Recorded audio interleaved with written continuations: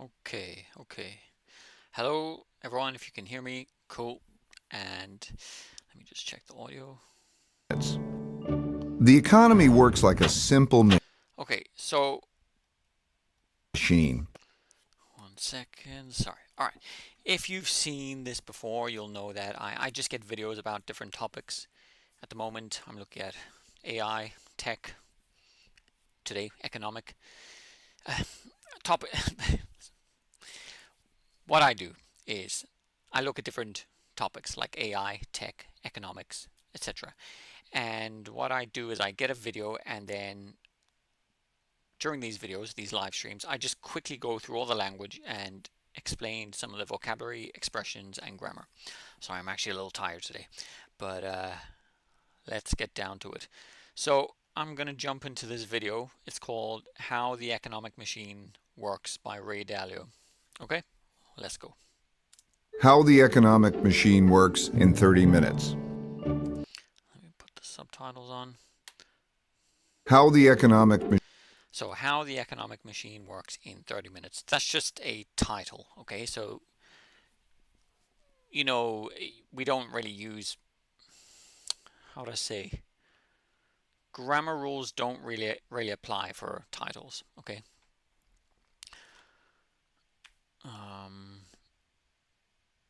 Because it starts with a question word, you would think, oh, maybe it's a question, but it's not. It's a title. Let's pass this one. machine works in 30 minutes. So the economy works like a simple machine. So the economy works present simple because he's stating a general fact. Generally speaking, the economy works. So present simple when we're talking about general facts.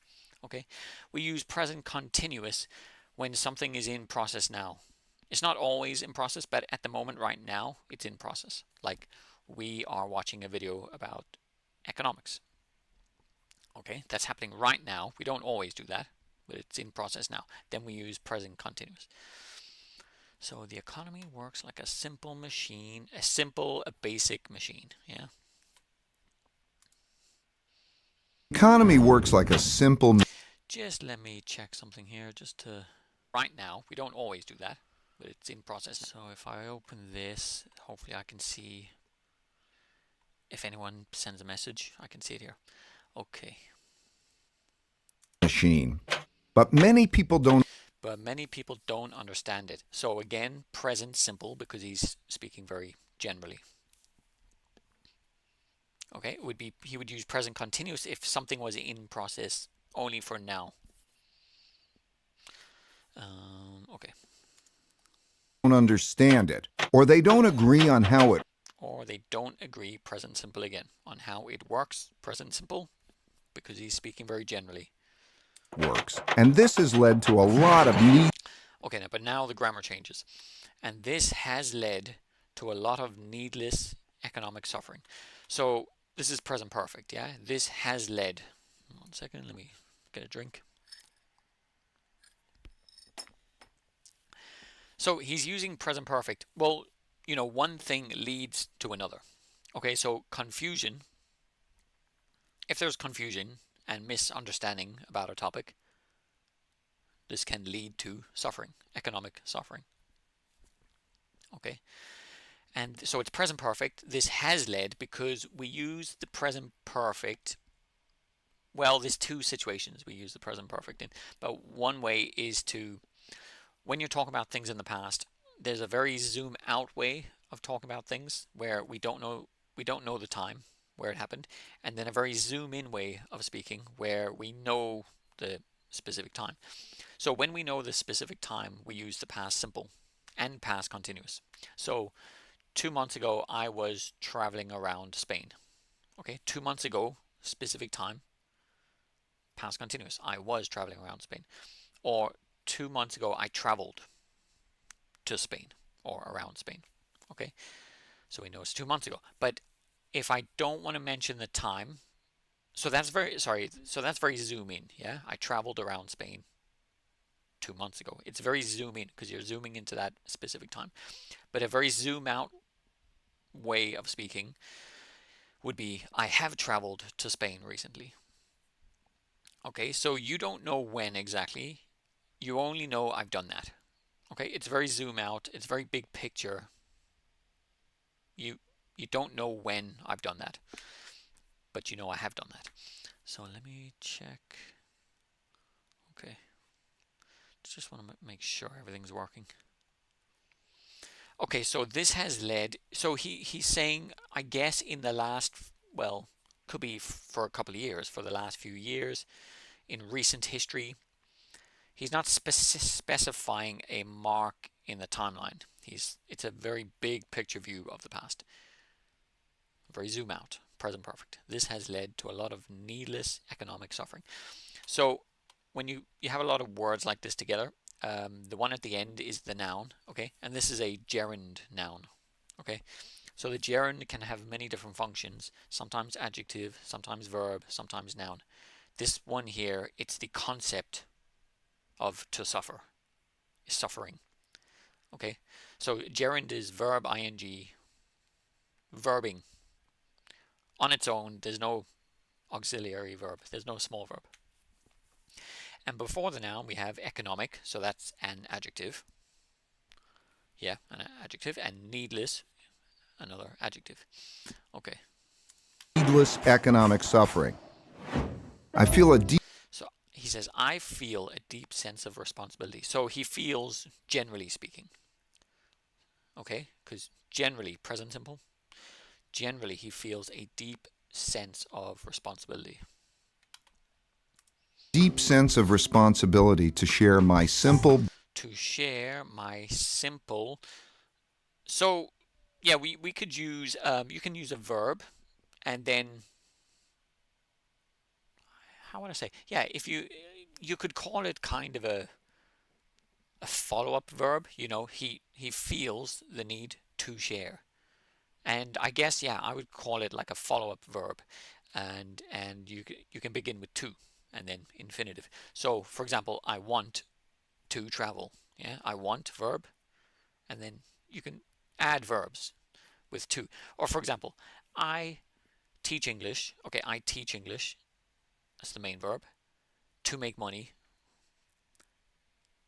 to earn a living, to pay my bills, to save money, to live life. Okay, so I can use the first verb, I teach English, and then to, and you can use the infinitive verb, form of the verb. So now, okay, so he feels the need to share his simple, his easy, basic, but practical, okay, like useful, economic template, okay? And with pronunciation, this looks like template, but the pronunciation is more template. Template. It's like it's not really candidate. It's more candidate. Candidate. Whenever you see a word that ends in ate, especially candidate, like certificate, candidate, template, the vowel at the end is very lazy, I would say. Okay. Wherein, yeah, it's just think of it as very lazy. So template, candidate, certificate. So a template is his model. It's basically his economic model that you can copy and use for yourself. Okay. But practical economic template. Though it's Though, you could also say although, yeah, although, or you could say even though, it's used for contrast.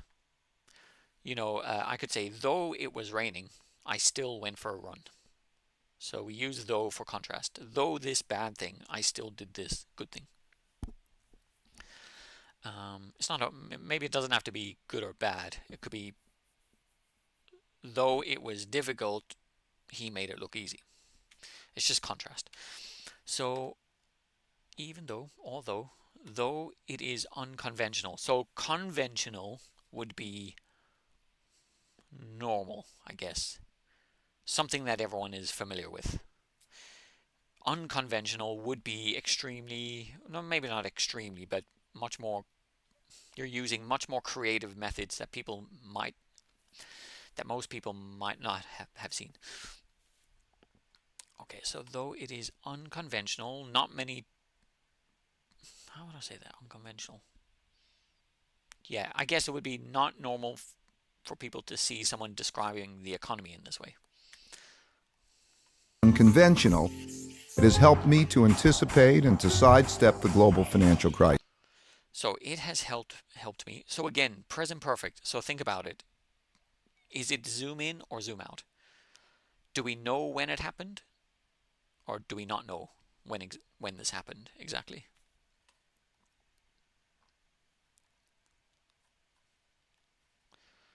Just gotta double check everything. Okay. So it is present perfect. It's very zoom out. We don't know the time. Okay. We know it has helped him, but we don't know when exactly. But if he said, so it's very zoom out. Okay. If he said 2 years ago, it helped me, then that is a very zoom in, because he mentioned 2 years ago. Like, just imagine a time like we are now, timeline going back in the past. 2 years ago, put a little mark on the timeline. When we mention a specific time like that on the timeline, then we're zooming in with past simple and past continuous. So if it was that, it helped me 2 years ago, but this is very zoom out. So it has helped me to, and see again, helped to infinitive. Okay, remember you can use a verb and then you could add additional verbs with to and then the infinitive. It has helped me to anticipate, meaning prepare for something in the future. You know, it's your guess about what will happen in the future, and then you prepare to deal with that situation in the future. So it has helped me to anticipate, one second, to anticipate, so you're aware of what's going to happen, and then sidestep, meaning step to the side. So, okay, if a bus is coming towards you on the road and you're standing on the road, you know, you want to quickly sidestep the bus. Okay, like step to the side so the bus misses you. It has helped me to anticipate, be aware of what's coming, and then sidestep. Okay, the global financial crisis that happened in 2008.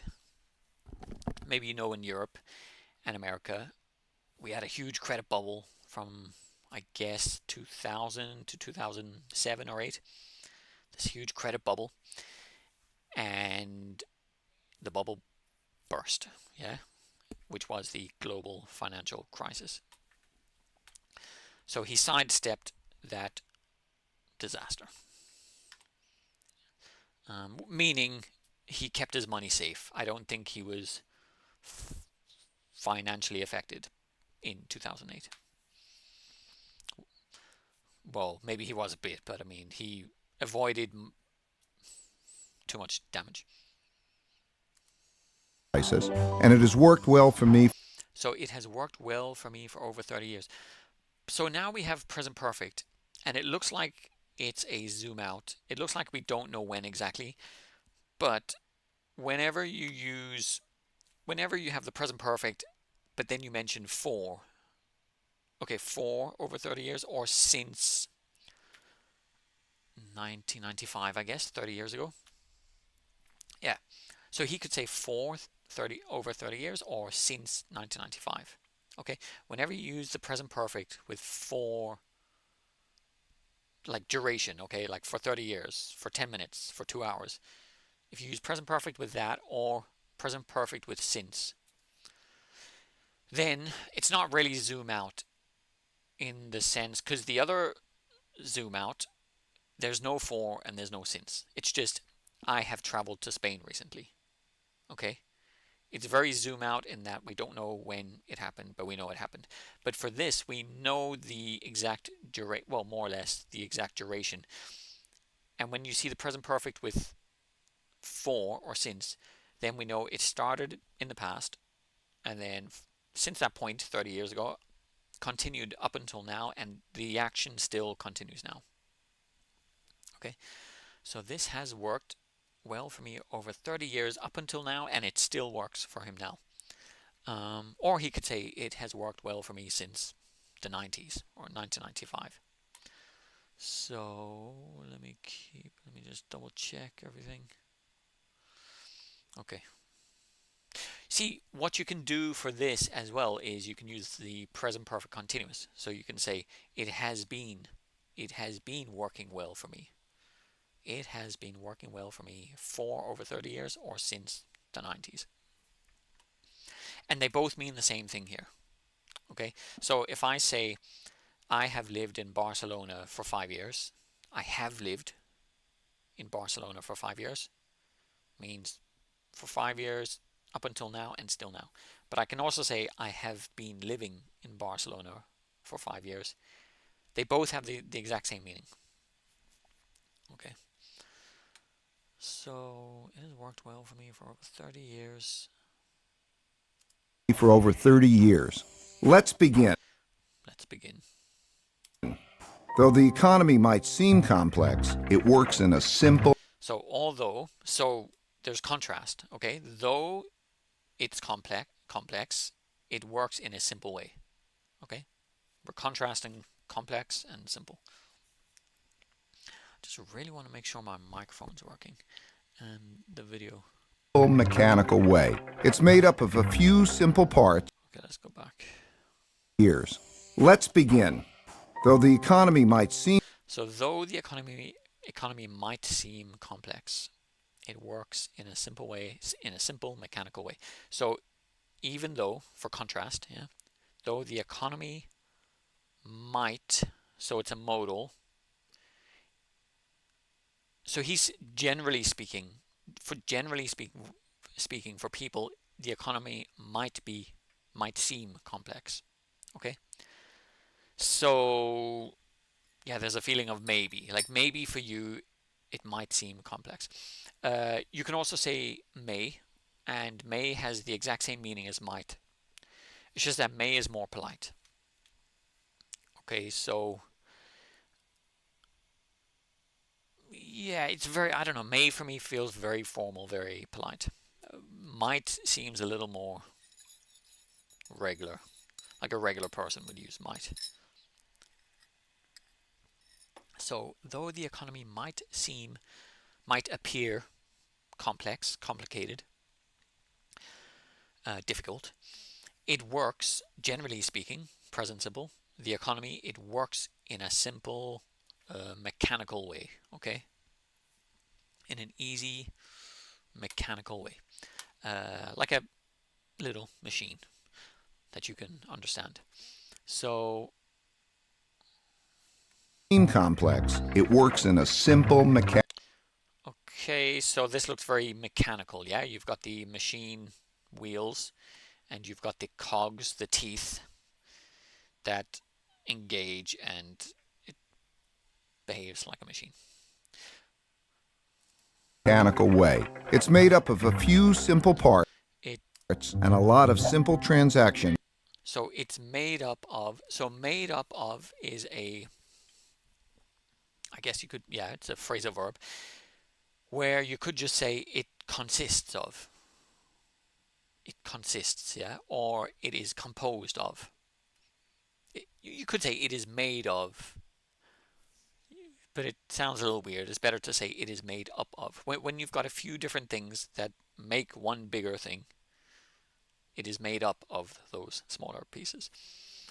So it is made up of a few basic parts and a lot of basic simple transactions. So a transaction is basically paying, well, you've got products and services and you've got your money, and it's that the interaction you have when you buy or rent the product or service. So purchases, I guess you could say as well, purchases, transactions. I give this to a person, this person gives me something for that. That are repeated over and over. So transactions well, what is it? It's Simple parts and a lot of simple transactions that are repeated over and over again a zillion times. So that are repeated, so it's passive, okay? Because repeated by who? By all of us, by people, okay? But for the passive, we don't need to mention by who normally, okay? You can if you want, but most of the time for passives, you don't need to, because it's obvious. Transactions that are repeated. So for passive, we have the verb to be, yeah. So we is, are, were, was, and then we have third form verb, okay. Repeat, repeated, repeated. So transactions that are repeated again and again, or over and over again, a zillion times. A zillion, I don't even think is a real number. I think it's more of a joke number. A zillion. Or maybe, yeah, it's it's kind of a very, very large number. Okay, so it's not a real number. You just use it when you how would I say, when the number seems so large that it's almost unreal. You know, you could use this slang word, a zillion, that are repeated over and over again a zillion times. So these are all the different markets in the economy. Yeah, you have the cheese market, chemical market, sugar market, steel market, water market, and they all interact with each other to form one big economic machine. Over and over again a zillion times. These Okay, so I get, yeah, you've got the transactions that are repeated over and over again. So within this natural gas market, you have millions of small little transactions, yeah, and in the medicine market, you've got millions of little transactions as well. Okay. A zillion times. These transactions are above all else, like you could say, when you really want to know the cause of something, the real reason for something, you could say above all else, this is the main cause. You know, we have all these other reasons for why this certain situation is being caused, but above all else, this is the main reason. Okay, these transactions are above all else driven by human nature. So this is a passive, okay? These transactions are driven by what? By human nature. Driven would mean caused, you could say. These transactions are caused by human nature. They are, wait, these transactions are driven.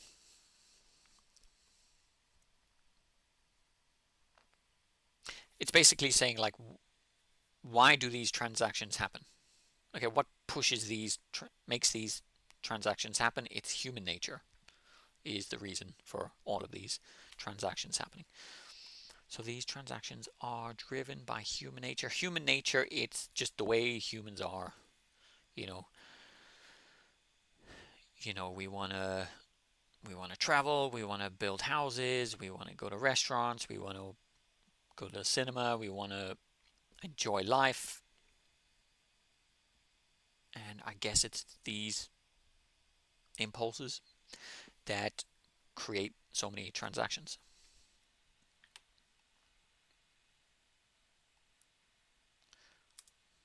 Are above all else driven by human nature, and they create three main forces. These transactions are above all else driven by human nature, and they create three main.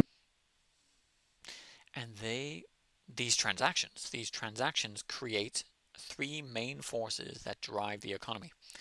So three main forces. Force is a energy, basically, like 3 different types of energy that drive the economy, that make the economy go. And they create 3 main forces of energy in the economy that drive the economy. So they create present simple because we're speaking generally. That's how it works. Forces that drive the economy. Number 1, productivity growth. Number 1, productivity growth. He says productivity growth, but I say productivity growth. Productivity growth. Growth is a noun in this situation. Productivity is the adjective.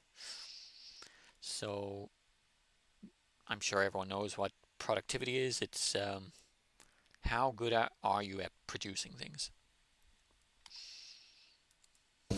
Number 2, the short-term debt cycle. So you can see here the debt cycle would be over here. We get credit. Everyone's enjoying credit. We're going to the banks. We're getting loans. We're getting mortgages. And then we reach a top of craziness. And then the bubble bursts and we crash. That would be a short-term debt cycle. Short-term in a short amount of time. Well, this would be, I think it's a couple of years. the short-term debt cycle. And number 3, the long-term debt cycle. the long-term debt cycle. Okay, so this is about, I think, 70 to 100 years, he says later. This is about 5 to 8 years. So, okay, so this is one cycle, yeah?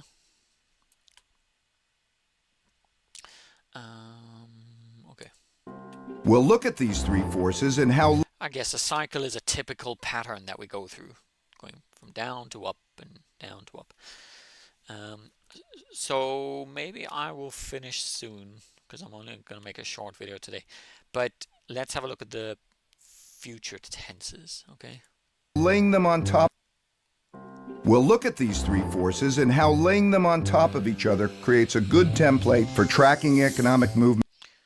He says template, actually. It's not, honestly, it's not normal to hear template. I say template. So we'll look at these 3 forces and how laying them on top of each other. So for me, the future tenses, there's actually 4 future tenses that are very, very flexible. And they all basically mean the same thing most of the time. But most is like 99.999% of the time. So yeah, most students go to school and you learn about will, and you might learn about going to, and most students only use will. But there's actually many ways to talk about the future to make your language more interesting. So first one is will. You could say we will look at these 3 forces. So that's future simple. We will look. Future simple. We will look. Future continuous. We will be looking. We will be looking at these 3 forces. So what's the difference between we will look and we will be looking at these 3 forces? There's actually no difference most of the time, okay? Because whenever you have process, they both kind of mean the same thing, okay? So you could say, next month, I will travel to Italy. I will stay, so future simple, I will stay in a hotel for 5 days. But you can also say, I will be staying in a hotel for 5 days. Okay, so future simple, will stay. Future continuous, will be staying. Because the 5 days is a process, for me, they both basically mean the same thing. They're interchangeable. I can choose either one. Yeah, I'll be staying in a hotel for 5 days. Yeah, I'll stay in a hotel for 5 days. Okay, because there's process, they basically mean the same thing. And for me, honestly, 99% of verbs have process like that, so they're mostly interchangeable. The only exception is very, very instant actions. So, for example, be careful, you will break that window. Okay, pretend you're your brother is kicking a ball, and you say, "Be careful, careful! You'll break that window." Break a window is so instant that you cannot say, "Be careful! You will be breaking that window." Okay, it's unless you're in an extreme. How to say? Like if you slow down time and you could slowly see the window breaking, then you could say the window will be breaking. But in reality, it's super instant, so you can only use the future simple. Okay, be careful, you'll break that window. Okay, the other future simple is gonna. Okay, so you can say we will look, we will be looking, we're gonna look. Okay, we're gonna look is we are going to look. We are going to look. Will and gonna are basically the exact same tool for the future. They just look different. Okay, so just consider will and gonna like they're the same thing. But you cannot, some students try and put will and gonna in the same sentence, like we will gonna watch a movie. You have to only choose one. Only choose will or choose gonna. Okay, but they mean the same thing. So there's really no difference between we will look at these three forces and we're gonna look at these three forces. Because I ask myself as a native, can I use we will look and we're gonna look at these three forces? Can I use them both here? Yeah, I can. We'll look at these three forces. We're going to look at these three forces. Most of the time, you can actually use both. They have the same meaning. They're interchangeable. So we're going to look is future simple. And then future continuous, this is difficult. We're going to be looking. We're going to be looking. Okay. So we are going to be looking. Okay. There's a lot of words. But when natives use it, we use it really quickly. Yeah, I'm gonna be driving to work this morning. I'm gonna be what do I say? I'm gonna be swimming this afternoon. I'm gonna be swimming. I'm going to be swimming. So we will be looking, future continuous. We will be looking, and then we're gonna be looking. They're both future continuous. So there's be and then verb ing. We will be verbing. We're gonna be verbing, future continuous. But these four, they all mean the same thing in most of the time, to be honest, because most actions have process. So in this situation, you have four ways to talk about the future. We'll look at these. We'll be looking at these. We're gonna look at these. We're gonna be looking at these three forces. Okay, so I'm gonna finish there, and every time we see a future example, we'll test, can we use all four? And most of the time, yeah, unless there's a instant action, then you can only use the future simple, which is you will break or you're gonna break the window. Okay, that's it for today. I'll probably keep going with this video tomorrow. Yeah, maybe tomorrow. Okay, that's it. Good stuff.